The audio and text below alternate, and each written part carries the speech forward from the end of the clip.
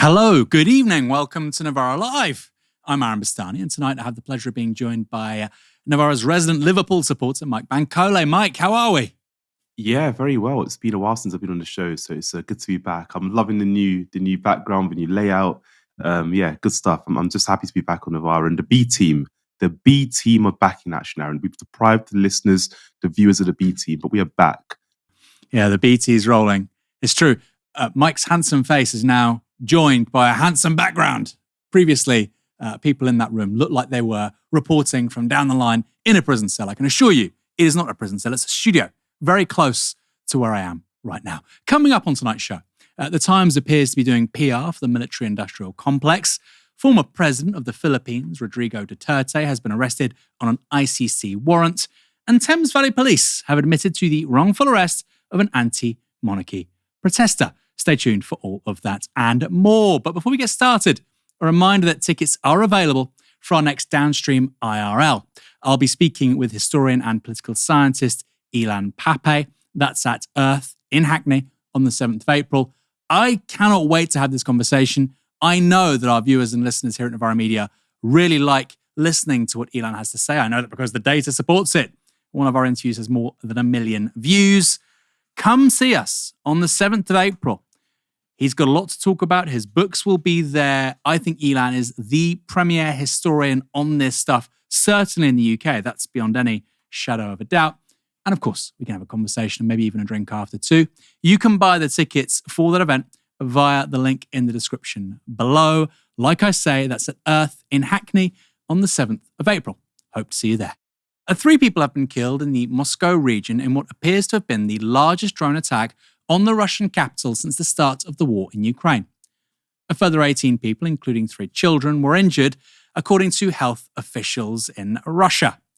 Officials say all 3 who died had been working at an agricultural distribution center when it was hit by drone debris in the village of Yam near Domodedovo Airport. Those casualties were the result of a massive wave of drones sent by Ukraine into the heart of Russia. The country's defense ministry has claimed 337 drones were intercepted in Russian airspace, 91 of which were shot down over the Moscow region. Several people were also hurt in Vidnoye, just south of Moscow, while another block was damaged in the town of Ramenskoye, further east. Moscow Mayor Sergei Sobyanin said 7 apartments were damaged in Ramenskoye, and he said it was the, quote, most massive drone attack that his region had seen. Late on Monday evening, 4 other people were killed when a shopping center was hit by shelling in the Kursk region bordering Ukraine. 1 district train network was suspended while flight restrictions were put in place at all of Moscow's 4 major airports subsequent to those latest attacks. There were also restrictions on airports in the Yaroslavl and Nizhny Novgorod regions. Now, of course, this kind of attack is always going to be newsworthy and significant. And Ukraine sending over 300 drones into Russia shows it can still project significant force. Officials in Kyiv said the scale of the attack was intended to push Vladimir Putin to agree to a ceasefire. But this wave of attacks is particularly important right now because it came just before crunch talks between Ukraine and the US in Saudi Arabia. Those talks are taking place in the country's capital of Jeddah between Ukrainian delegates and US Secretary of State Marco Rubio. That's the first official meeting between the 2 countries since last month's extraordinary exchange at the White House between Volodymyr Zelensky, Donald Trump, and J.D. Vance.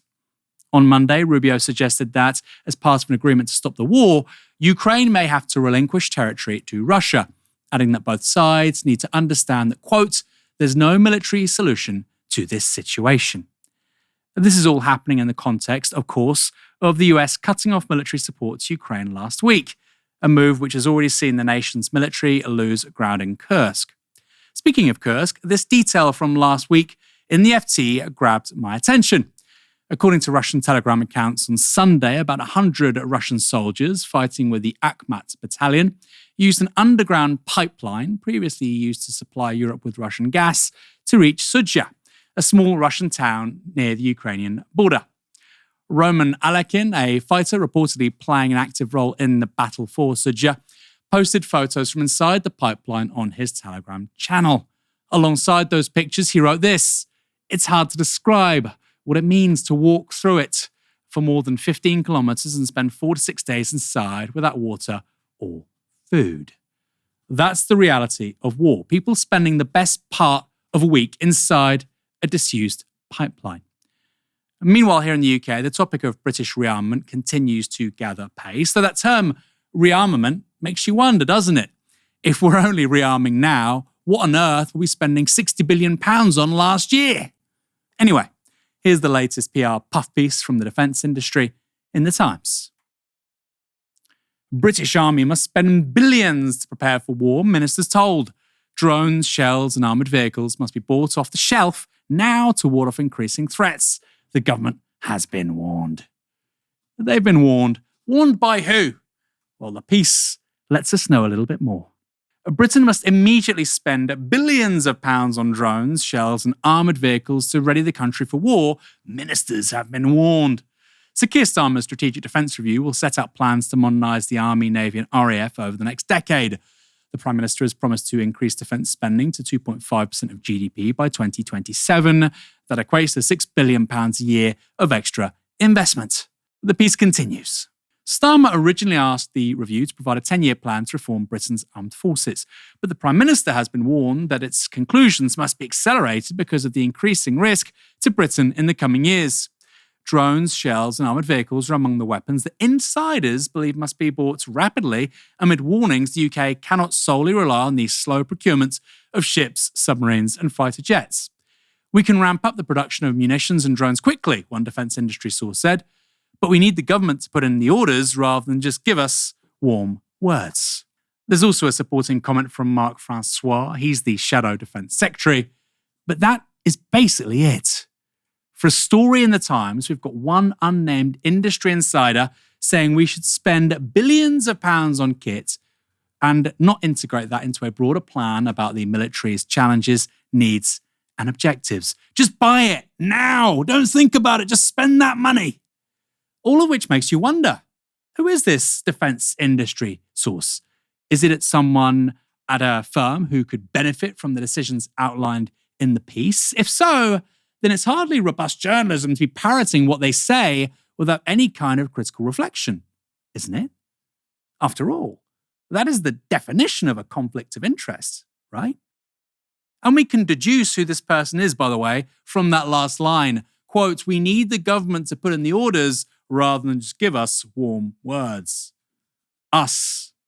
In other words, we want you to spend taxpayer money now in order to give us the money. I'm thinking pay rises and bonuses.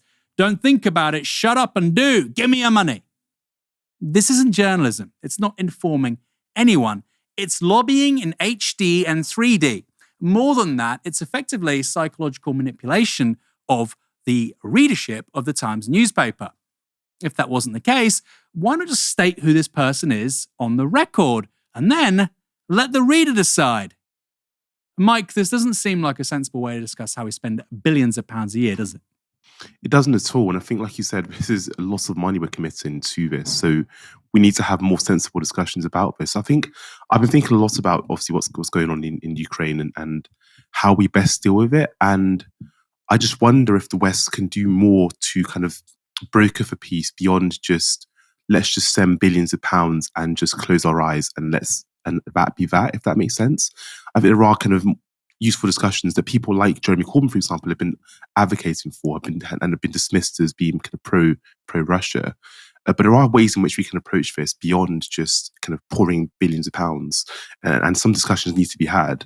And that isn't a pro-Russia stance. I stand firmly with the people of Ukraine and against their oppression. But I think we do need to have discussions about how we can break up a peace and not escalate things further. Because I do think we're at like a point where things can really escalate and things could kind of be kind of unhelpful. I saw a quote, I think last week it was, if Starmer was kind of mentioned or kind of played with the idea of British troops entering the ground. And that's, for me, those kind of conversations aren't useful at all. So I think you're right, Aaron, in terms of we need to have better conversations about this issue, because at the moment I think also conversations have been a bit bonkers, have been a bit weird and have been wrong also, I think, in tone as well, the conversations we're having. Yeah, I couldn't agree more. And by the way, this isn't just about Ukraine or what one thinks about Ukraine, whether or not we should be giving Ukraine money. 3 billion last year, 3 billion a year for the next 100 years, according to Keir Starmer. Doesn't matter. This is about what we're spending on this country's defense. Clue is in the name, defense, defending this country. 60 billion last year. And the way that the media is talking about that, it's like it's a pittance. It is one of the highest military expenditures in the world. 60 billion. It's 10 billion more than the French, by the way, who have more soldiers. And they have an independent nuclear deterrent. But somehow we spend 10 billion more and we I don't think get 10 billion's worth more than the French have. I think actually you could argue we get even less. But there is clearly a forbidden position on this being asked in the British media. Why, if we're not ready for war, will we be spending 60 billion a year and not getting very much in return? If this was a foreign country, we'd call it corruption, right? We would say, if there was a country in its political class and its media class was saying, we're not prepared for war, we can't defend ourselves, but hold on, you've got 60 billion a year being spent on defense. Where's that money going? We would call that corruption. Of course, that happens in foreign countries. Doesn't happen in Britain, does it? Doesn't happen in Britain. And isn't it interesting? We're not prepared to defend ourselves at 60 billion, 2.3% of GDP, we can't do it. But the minute we get to 2.5%, we're golden. That's it. We're good. And by the way, it's going to go to 3%. So you're looking at about an extra 12 billion.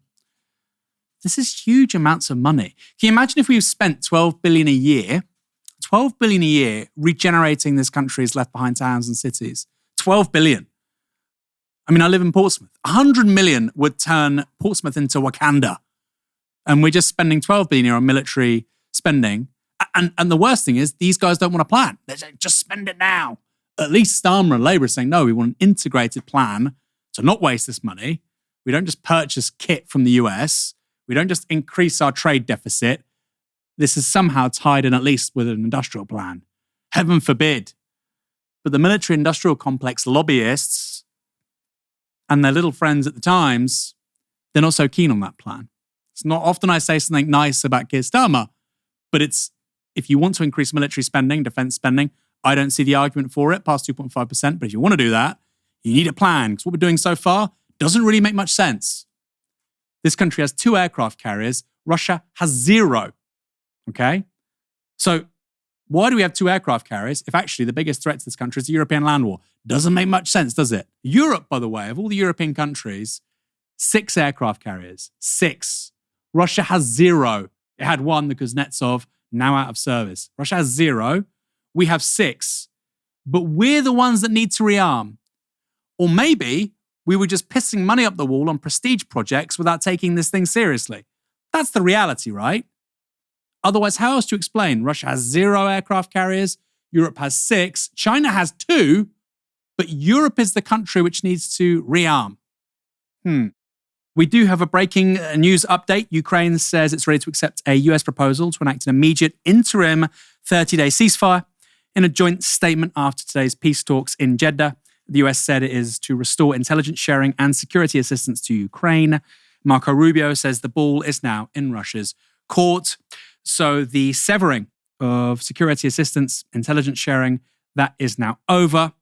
We're now back to the status quo ante in return for a 30-day ceasefire. And now we have to see what happens with Russia. A former Philippines president, Rodrigo Duterte, has been arrested by authorities on an ICC warrant. Footage shows him being led away by law enforcement at Manila Airport. The International Criminal Court is investigating allegations of crimes against humanity committed during Duterte's 6 years in power. The ICC has been investigating the mass killings that happened during Duterte's crackdown against illegal drugs. Duterte insists he was not responsible for any unlawful deaths during his 8-year presidency, which began in 2016. But ICC prosecutors estimate the death toll at between 12 and 30,000. Duterte was president of the Philippines between 2016 and 2022. He was elected in a landslide majority on a one-issue platform of tackling crime. Duterte told the BBC this in 2016 when he was serving as mayor of Davao. I killed about 3 of them because there were 3 of them. I didn't really know how many bullets from my gun went inside their bodies, but it happened. And I said, I cannot lie about it because, but if it means killing people kneeling down with their hands tied at the back, that's all bullshit. Do you think that makes you fit for the job of president? Yes, of course. Given the problems of my country, yes. I have 4 million drug addicts in my country. So, that is not a joke for as long as there are drug pushers in the streets in my country. For as long as there are drug lords. This campaign will go on until the last day of my term. Okay, and until all of them are killed. I wonder why the ICC is going after this guy. Little wonder that the Human Rights Watch dubbed Duterte the, quote, death squad mayor, and that his presidency was characterized by bloodshed. Duterte's so-called war on drugs saw tens of thousands of extrajudicial killings taking place, normalized through their packaging as part of a necessary and moral anti-drugs crackdown. Here he is invoking Nazi Germany in 2017. Hitler massacred 3 million Jews. Now, there's a 3 million drug addicts. There are. I'd be happy to slaughter them.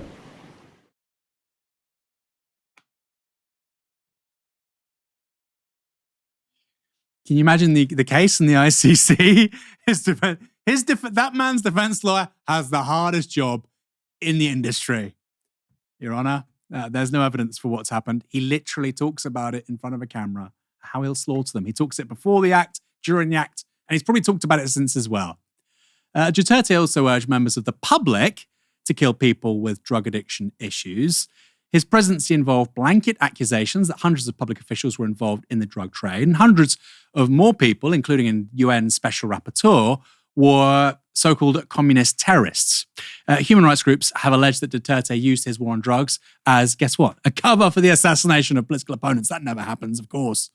In the 2-year period after he took office, at least 10 mayors were killed, and Duterte was accused by an opposition senator of turning the country into, quote, the murder capital of Asia.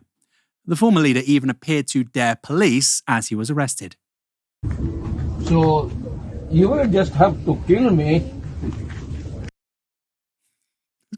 This guy just seems to talk about killing people, right? Including himself. This will be the first time a leader of the Philippines faces a case before an international court. And the arrest is even more significant as the Philippines withdrew from the Rome Statute under Duterte's presidency. Duterte's arrest and transfer to The Hague to stand trial has been welcomed by the families of victims killed in his so-called drugs war.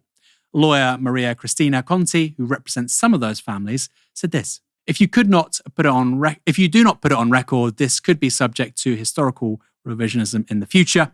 In the general context of justice, we also need to break the belief that only the rich and powerful can attain fairness and establish that justice is also for the poor and the marginalized.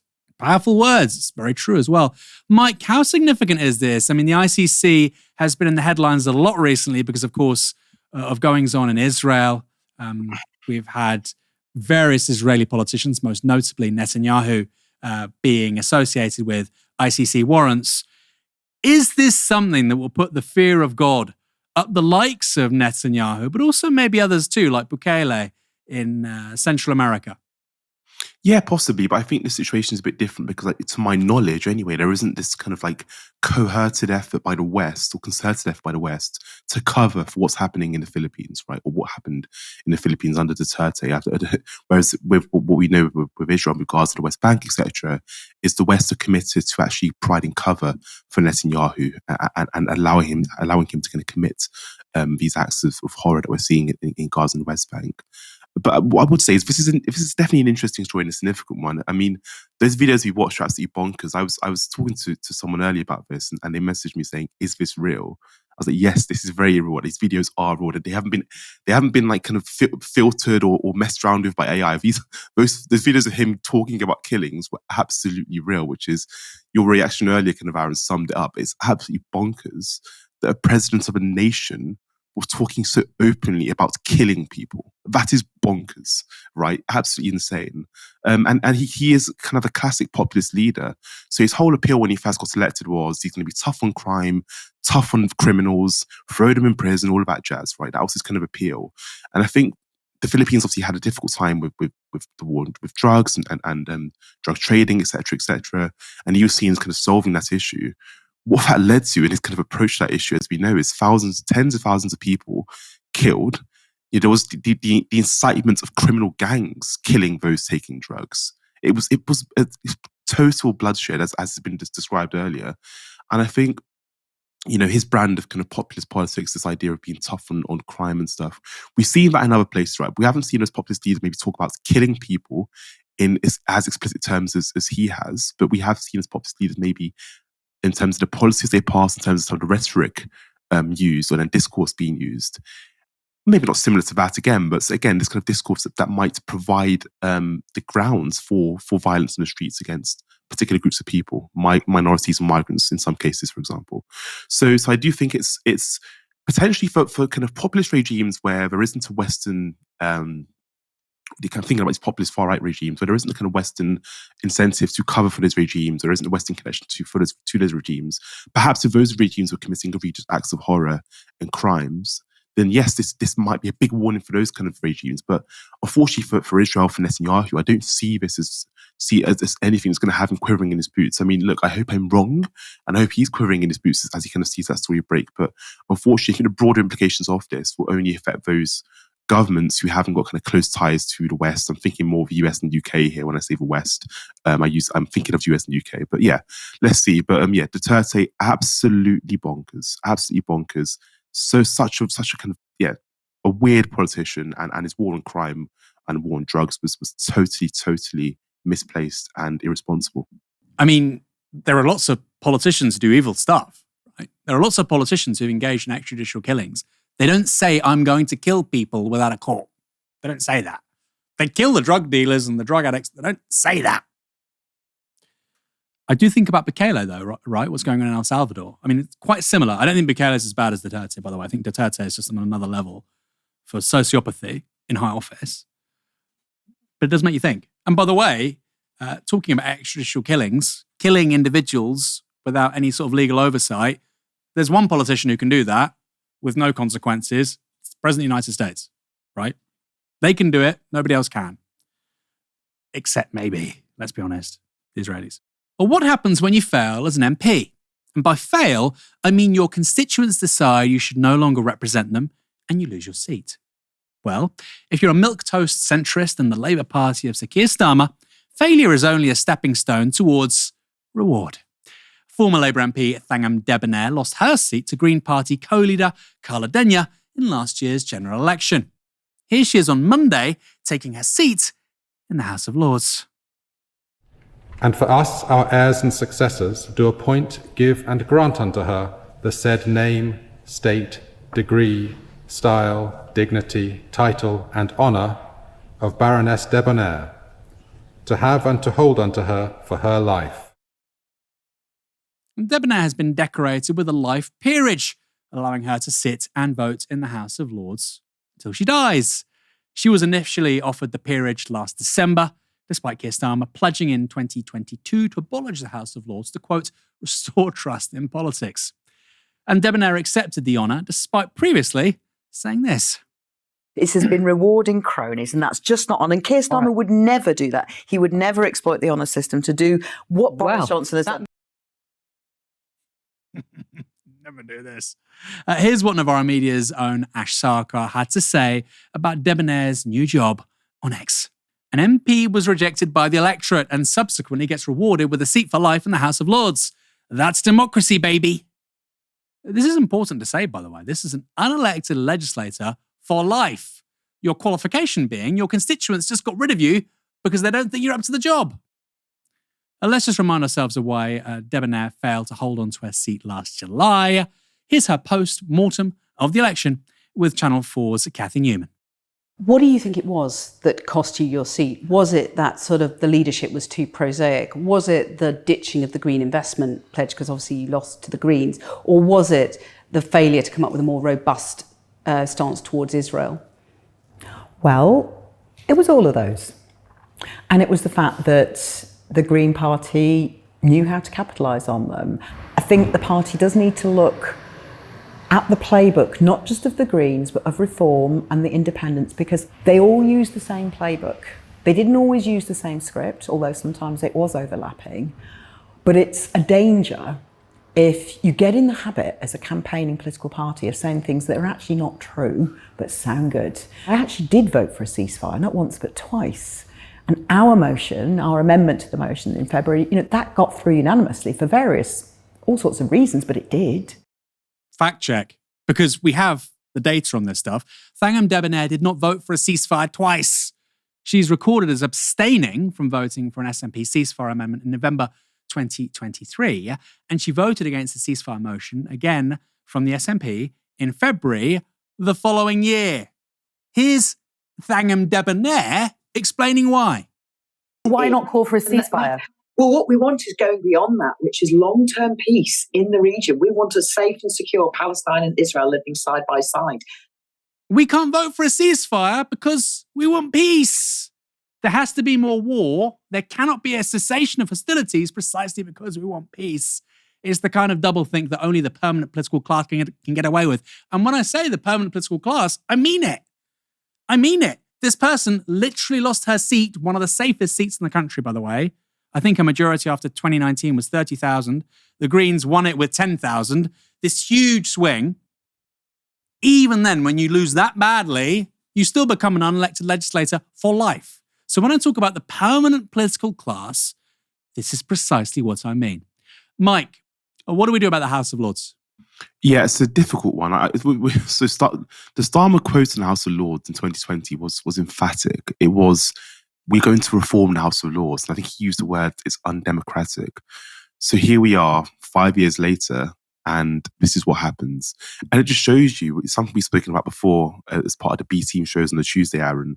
We spoke about how for Starmer, so much of what he's said, and the big dividing line between him and Johnson that he made, and him and the Conservatives more broadly, so it was Johnson initially, then Sunak, etc.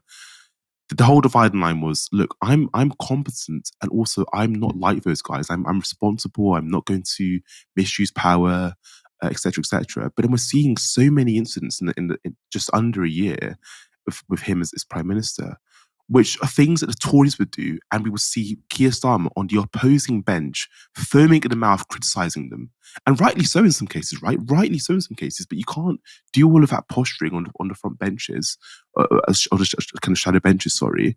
And when you're the Prime Minister, do exactly as they do. It just shows you're committed to upholding the status quo that you kind of previously spoke out against. And it just shows that Starmer, unlike any politician I can remember, actually, has been able to get away with like ridiculous U-turns, like literally saying one thing and then doing the complete opposite years later with impunity. Like no one says anything about it, like, at least not the kind of mainstream political class. They let them get away with murder, I think, sometimes. And it's maybe people like you and I in Novara, institutions like us, and maybe some on the right as well, to their credit, if I can use that language, who might hold him accountable, be like, well, actually, Keir Starmer, this is what you said in 2020. But it is ridiculous that so many things have happened in just under a year that Keir Starmer said wouldn't happen under his reign. On the House of Lords, look, I'm sure people who know my politics would know that I'm not fond of the House of Lords.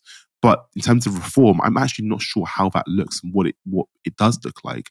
I definitely don't think it's useful or ideal for us to have an unelected second chamber and people being just kind of thrown into this chamber by prime ministers on the kind of volition of being mates with the Prime Minister, etc. I don't think that's useful at all. I don't think that is not democracy for me. But what House Laws should look like is something I haven't really given much deep thought beyond the idea that I think is fundamentally poor for our democracy and poor for our democratic health to have an unelected chamber where we can just throw mates of the Prime Minister in whenever we see fit. That's not, for me, how any modern democracy should operate at all. So, yeah, I think the House of Laws in its current iteration is not, for me, useful for our democracy. And moving forward, I'd be really open to having discussions and having more deeper thoughts about what the House of Lords should look like. But again, back on Starmer, I just think he can't keep getting away with this. Is my general sentiment about Starmer. He can't keep getting away with this kind of these ridiculous U-turns, these lies, and he's been able to craft this image for so many in the mainstream press. Is like, oh, he's so sensible, etc., etc. This needs to be really, really scrutinized. There needs to be some heavy scrutiny on the many U-turns of Keir Starmer. Yeah, when you said that phrase there, Mike, I'm reminded of Jesse Pinkman in Breaking Bad. He can't keep getting away with this. About Walter White, of course, Jesse Pinkman isn't blameless, and of course you are. But it's an interesting one. He can't keep getting away with this. Well, he kind of was as leader of the opposition, and then as PM, it's had a major political overhead, right? I mean, Labour now polling in some polls 24-23. Less than a year into winning a landslide majority, that is absolutely extraordinary. But quickly on the point of the Lords, because I get asked this all the time. Oh, well, it's unelected, but if you have an elected second chamber that also has its own problems, blah, blah, blah, blah, blah, I would just get rid of it. I would just have a unicameral system. Right now we have a bicameral system. Most countries have two chambers. They have bicameral systems. I would have a unicameral system like that pariah, that completely dysfunctional state, Norway. Right? Very poor, very unsuccessful country, by the way. Let's just have one chamber. Let's be unicameral, like Norway. And then people say, well, what about the checks and balances? Of course, there aren't any checks and balances. The Lords can't really stop legislation. I would have PR, which means that an overwhelming majority of the kind Labour presently have would be harder. That would be the check. That would be the balance. By the way, we'd also save loads of money. There are some cuts even I would like to inflict. They're the kinds of cuts, actually, that would hit the permanent political class. It would mean that people like Thangam, Debbonaire, they'd have to find a job. Can you imagine? Maybe get rid of these commissioners, get rid of a few quangos, get rid of the Lords. You know, we might have enough money to get rid of the two-child benefit cap. Who knows? Elsewhere in the hallowed halls of Westminster, Prime Minister Keir Starmer was holding a meeting last night to discuss upcoming cuts to the welfare budget. Starmer reportedly called the number of people not in work or training, quote, unsustainable, indefensible, and unfair.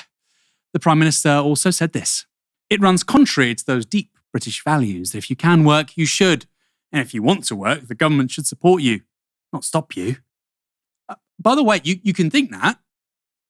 I think most people think that, right? If you're able to work, you should work. You should be rewarded well. Actually, if you're a socialist or a Marxist, you shouldn't be alienated from value. But if you can work, you should work. And we should have a society which each according to his ability to each according to his need, right? That's not necessarily a right-wing point of view, but the idea is British values. What's British about that? What's British about that? What, people didn't think that until the formation of the state of Britain, until the Act of Union? Until the Act of Union, nobody thought this. Okay. Politico reported that 4 MPs raised concerns about the upcoming cuts to health and disability benefits. But outside of this, the meeting, quote, mostly consisted of people trying to crawl up the Prime Minister's arse. Perhaps whispers of 80 rebels over welfare cuts is fantasy. But maybe critical voices were kept out of the room altogether. Here's what Mother of the House, Diane Abbott, tweeted. I would have liked to query Keir Starmer at last night's meeting of the Parliamentary Labour Party about the impact of his proposed cuts to welfare. Unfortunately, I and other colleagues were told the meeting was full. Keen on dissent in other countries, not so much here. Mike, what do you make of these proposed cuts to welfare benefits, particularly for people on benefits pertaining to disability? Yeah, I think, this is a classic Keir Starmer trying to pander to the right situation. Look, as you said earlier, Aaron, if you can work, most people in Britain if they, would believe that those who can work should work. I think that's a clear belief, right? No one is saying people should just, if they can work, just not work and just sit there and just chill out and enjoy their lives, have a good time, etc., etc. That's not what we're saying at all. But there are some people who, need some support from the states, and there's nothing wrong with that at all. And the idea that, there are people, and this is always this rhetoric, and it's such kind of pervasive rhetoric. There are hordes of people sitting on their backsides, relying on benefits. It's such a right-wing talking point. And I think about how this was mainstreamed, actually, and how this idea that people just sit on their backside was mainstreamed. And I think about the mid-noughties. Now, if you're around my age, kind of late 20s, early 30s and beyond, you remember the range of television shows on Channel 4 and Channel 5, kind of essentially demonizing benefit claimants.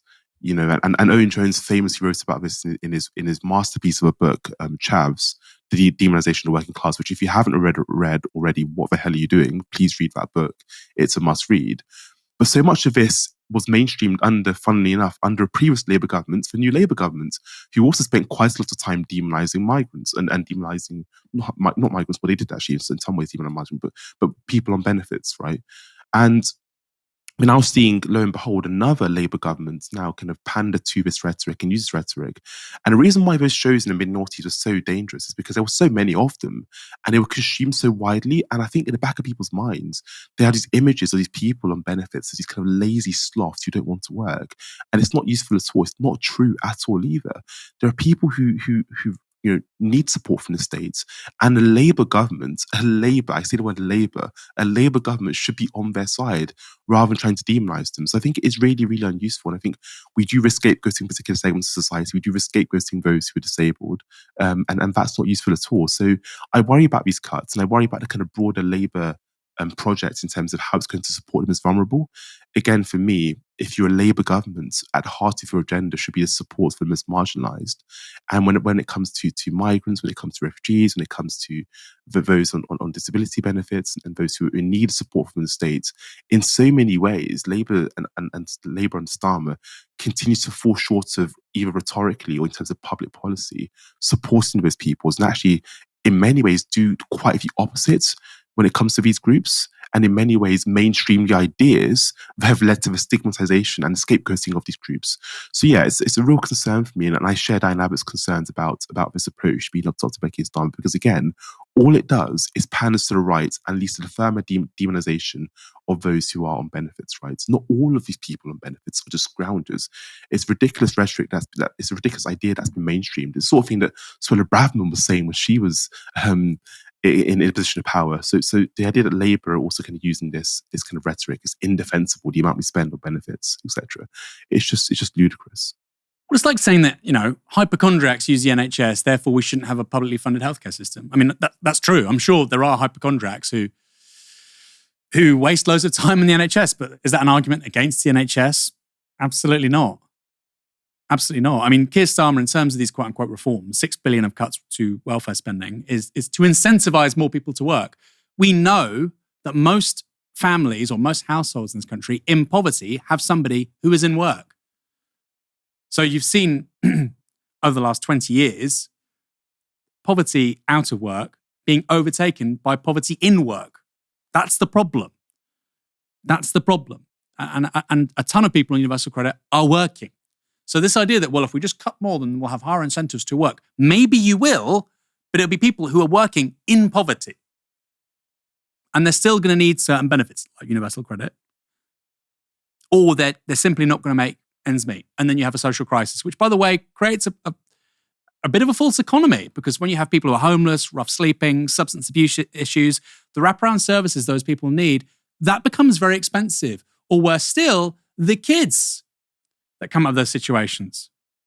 Their education is impacted, their ability to contribute over the span of their lives is impacted.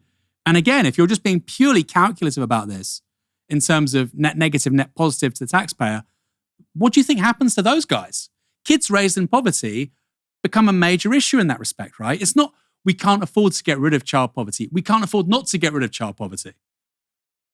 That should be the logic, which is why, by the way, I think getting rid of the 2-child benefit cap for 2.5, 3 billion is the first thing you should be doing in government. It's not even a left-wing policy. And by the way, I know this polls quite badly. I think it's because of the things that Mike just talked about. This hasn't really been talked about, communicated, deliberated on in a sensible, rational way for decades in this country. We cannot afford for kids to be growing up in poverty. Rather than saying, we can't afford to get them out of poverty, you're thinking about this the completely wrong way round. After 2.5 years, Thames Valley Police have admitted that they were wrong to arrest a protester who shouted, "Who elected him?" at a royal event. A 45-year-old Simon Hill was arrested, handcuffed and bundled into a police van at a proclamation ceremony for King Charles in 2022. Several other anti-monarchy protesters were also arrested. Novara Media's Simon Childs writes this. In police body-worn footage shared during the legal challenge, officers can be heard saying, "But we do need to fine or de-arrest as we will get a complaint off the back of this." Hill was charged despite this. Katie Watts, a lawyer at human rights organisation Liberty, which helped Hill pursue the legal challenge, said, "It is quite clearly not a criminal offence to shout who elected him, and the body-worn footage clearly shows that the arresting officer was aware of this." Hill has now received compensation of £2,500. He said it has taken the police 2.5 years to recognise that expressing an opinion in the street is not a crime. Opposing the monarchy is not a crime. CEO of the Anti-Monarchy campaign group Republic, Graham Smith, gave this comment on the case. "Simon had absolutely every right to express his view in public. No law was broken. It is clear the police knew that, yet they went as far as charging him. As well as a review of protest law, there needs to be consequences for police officers who commit unlawful arrests. I hope the officers in Simon's case face disciplinary action for their appalling abuse of power." Should have got more than $2,500, right? You've got malicious prosecution, you've got wrongful arrest. I mean, come on. Maybe I should be one of those, I've already done a Breaking Bad reference tonight. We need more Saul Goodmans on the left.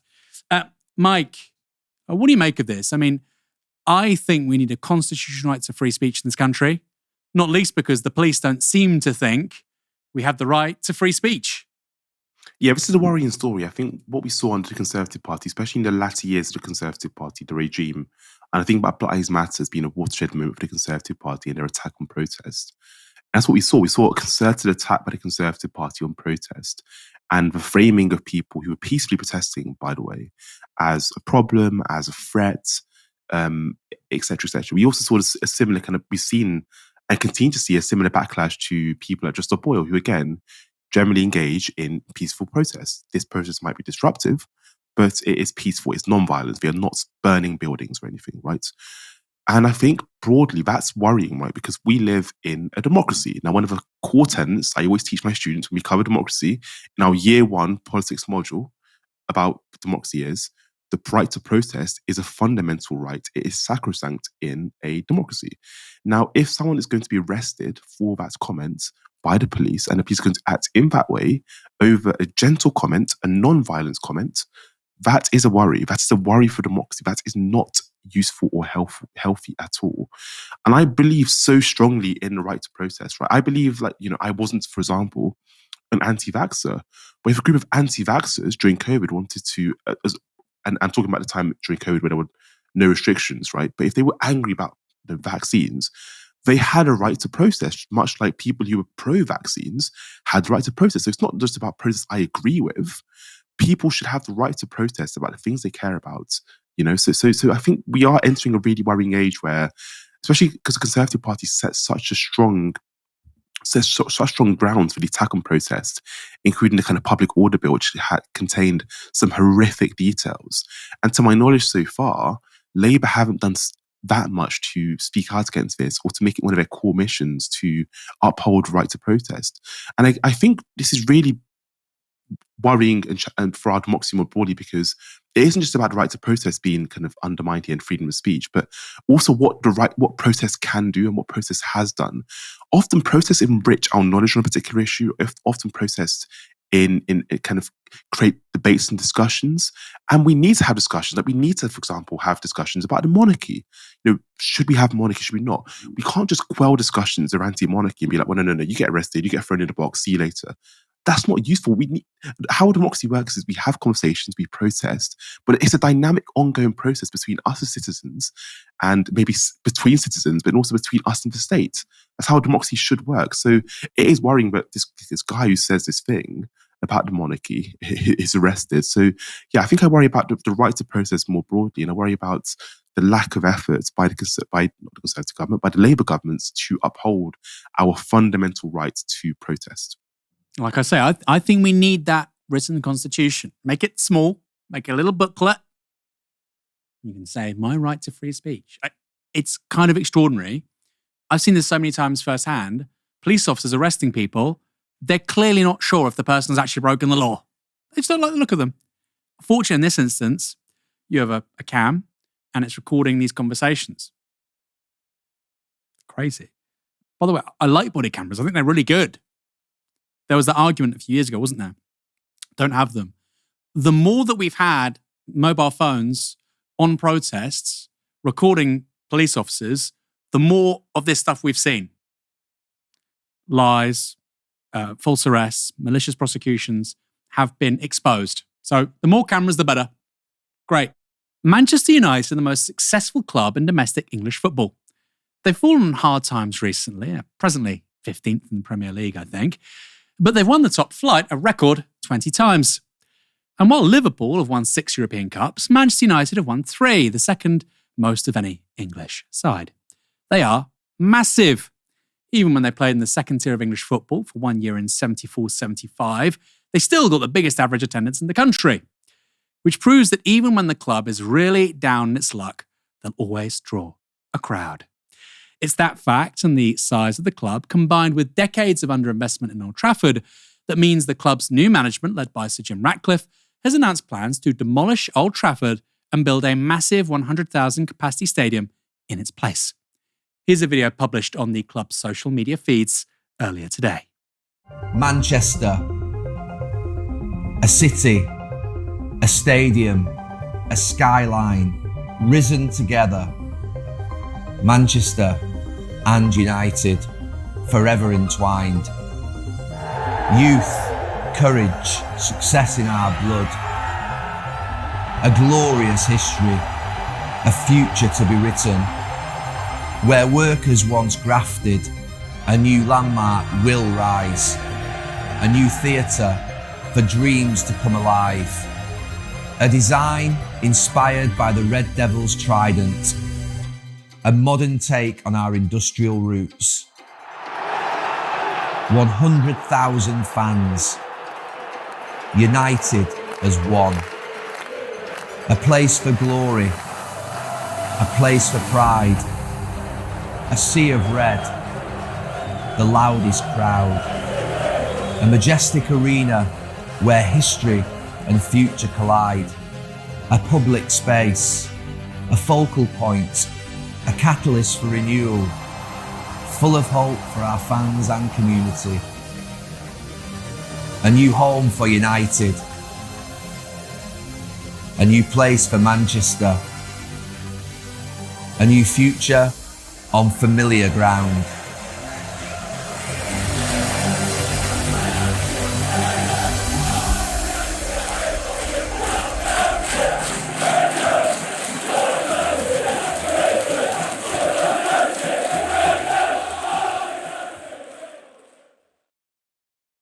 Alongside that video, there are also renders of what the final product, and I use that word product on purpose, what it might look like.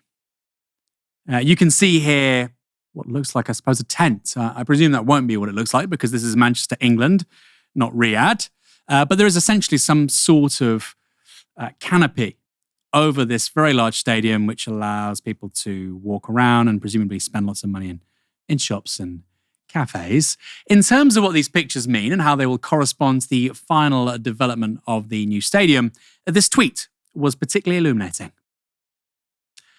This is from one LA Matthews. As someone who works day in, day out in design and build for some of the biggest brands in the UK, let me give some much needed context to the images that have been released today by Man United. What we're seeing is what we call RD1. These are concept drawings designed to give an artistic impression of what the project will eventually look like. These are not meant to be a true reflection of the completed product, but a mood board. So everyone's screaming into the Twitter sphere about not seeing the history or nods to the Munich clock, which is a feature of the present stadium. Please don't panic. The next stage will be RD2. These are the details designs. This will be where the architects draw and design the minutiae of what will actually be built. These drawings will reflect the reality of what the final product will actually be built like. And none of this will be conceptual and will include details like structure, decorative items, electoral layouts, etc., etc. RD2 will also include what we call elevations. These are 2D visualizations of the construction drawings and will contain decorative items, measurements, and locations of everything. This is where you're going to see the real detail of what this project will ultimately look like when it's complete. So treat the images you've seen below like a movie trailer. The real story will come next. Old Trafford has been the home of Manchester United Football Club for 115 years, so this is a huge deal, and it comes at a huge cost, with the estimated price tag coming in at £2 billion. The plan is to complete within 5 years, with Foster and partners being in charge. It will allegedly create 17,000 new homes and 92,000 jobs in Greater Manchester. Sir Jim Ratcliffe, Britain's wealthiest person, has said government money will be needed for the regeneration scheme, although United won't need any government funding for the stadium itself. In January, Rachel Reeves said she backed plans for the regeneration of the Old Trafford area, though she did not explain how the government would support it. Norman Foster, the architect behind the plans, described a vast umbrella over the stadium that would harvest rainwater and a new public plaza, twice the size of Trafalgar Square. The development would, in his words, be a, quote, mixed-use miniature city of the future, driving a new wave of growth and creating a global destination that Mancunians can be proud of. Andy Burnham, Labour's Mayor of Greater Manchester, also has supported the plans, saying this: if we get this right, the regeneration impact could be bigger and better than London 2012. Manchester United could, and indeed should, have the best football stadium in the world. Andy, you're meant to be an Everton fan. Mike, I find this really fascinating because there's public money potentially involved for the regeneration of the area. I get the arguments for that. I totally get it. I totally understand why you would do that. Big area, creating lots of jobs, maybe even housing too. Here's the thing. So Jim Ratcliffe partly owns Manchester United, I think about 35% at this point. He is the wealthiest person in the UK. He's also a tax exile. In 2020, he moved to Monaco. He does not want to pay tax as an individual to HMRC, and yet the taxpayer is going to subsidise infrastructure, which, if executed well, is going to increase the value of his asset. It seems rather hypocritical, doesn't it? I won't pay taxes, but I want taxpayer funding to help increase the value of an asset I partly own. Yeah, I'm not sure how this could run at all, really.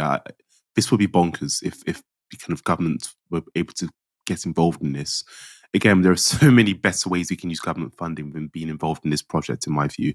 I get the arguments for, as you said earlier, and we spoke about this a bit earlier, off air, the job creation point of view. That's a fairly strong argument. And also the idea that Manchester United, as much as I despise them, and I'm someone who's very committed in some ways as a Liverpool fan who suffered in my teens, but with Alex Ferguson and Manchester United, I'm committed to the demise of Manchester United in many ways. But they're a big club, and football is one of the biggest soft power exports this country has, right?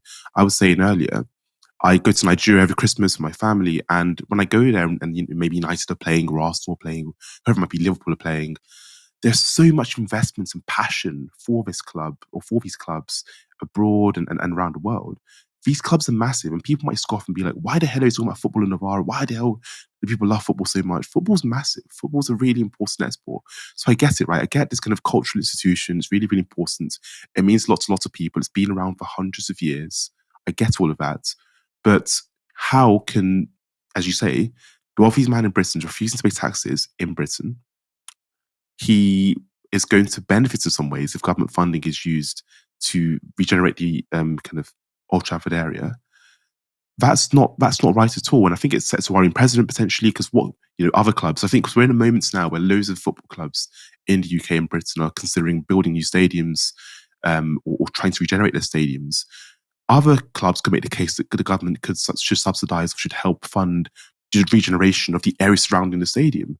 So how does that work? I guess that United are a massive club, but I worry about the precedent it sets, and I also worry about the idea that the taxpayers kind of footing the bill for this. So yeah, I think the optics for this are actually quite poor, really, especially as you mentioned, because Jim Ratcliffe lives in Monaco and is not paying taxes to HMRC. I think the optics are quite poor. But yeah, just wanted to comment on the video. I mean, it was as a Liverpool fan, it was a bit cringe. I know you support United, Aaron, but it was a bit cringe seeing all of Gary. And also, there's too much Gary Neville in my life. I see him everywhere. He's hanging out with Keir Starmer one day, then he's doing he's on Dragon's Den the next day, and then he's on the Overlap the next day. There's too much Gary Neville in my life. I feel like he's probably around the corner in the corridor just waiting to speak to me. He's everywhere. He's everywhere. So less Gary Neville, less investment from the government in Manchester United Football Club would be fantastic. And I'll be very, very happy if that happens. There's fake news about me being a Manchester United fan. Of course, I'm a Bournemouth fan, flying high in the Premier League. Look, here's the thing. Sir Jim Ratcliffe, the government can help subsidise the infrastructure for Manchester United to redevelop Old Trafford. All good. I think that's good. I like market-state partnerships. But in return, you have to relocate to the UK and pay taxes here. You can't just say, I don't believe in the state, I don't believe in taxation, I'm going to move to Monaco, and then 5 years later say, I want the state to underwrite infrastructure spending to help my asset fly. It's one or the other. You like the state, you think the taxpayer can fund good stuff, or you don't. If you don't, and you clearly don't because you moved to Monaco, then don't come begging the exchequer for money. And we are talking lots of money here. The project itself is going to cost $2 billion. As we've already mentioned, the stadium will not include taxpayer funding. However, if you're going to build new trams, new infrastructure, bus routes, etc., cycle lanes and whatnot, maybe an underground tram station, who knows, that's going to be tens, maybe hundreds of millions of pounds from the taxpayer. Hundreds of millions. Now, people will say, well, in return, it's going to generate loads of social value for Manchester. It's going to generate loads of business rates, etc., etc. Net benefit for the taxpayer in Manchester, net benefit for the public. Maybe. I can buy that argument, but until Jim Ratcliffe is a taxpayer in this country, I don't care. Because this kind of hypocrisy shouldn't be rewarded, okay? If you reward it, more people will do it. Mike, thanks for joining me this evening. It's a pleasure. Good to see the BT back in action, and good to see you, Aaron, after so long. It's been a pleasure. Been too long. I mean, it's one of the first. We've done shows in 2025, but not that many. Thanks, of course, to all of you who tuned in tonight. Come back tomorrow for another show at 6 p.m. Until then, you've been watching Novara Media. Good night.